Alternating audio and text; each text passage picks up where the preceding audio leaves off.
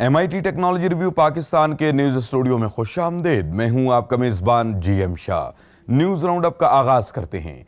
Bulletin के आगाज में आपको बताते हैं कि नेशनल इंक्यूबेशन सेंटर इस्लामाबाद ने अपने तीसरे कोहार्ट के लिए दरखास्तें तलब कर ली हैं। नेशनल इंक्यूबेशन सेंटर एक ऐसा प्लेटफॉर्म है जहां 40 से ज्यादा स्टार्टअप्स हर साल तरबियत हासिल करते हैं। इन स्टार्टअप्स को free working space, networking, mentorship और डिजिटल प्लेटफॉर्म वगैरह जैसी सहूलियात दी जाती हैं। और अब आपको बताते हैं कि जापानी माहिरीन ने एक ऐसी गाड़ी तैयार की है जो फोल्ड होकर पार्किंग में अपनी जगह बना सकती है। ये एक इलेक्ट्रिक गाड़ी है जिसको टूरिज्म मकासद के तहत तैयार किया गया है। बताया जा रहा है कि इसमें जॉयस्टिक नस्ब की गई है जिसके जरिए इसे कंट्रोल किया जाता है।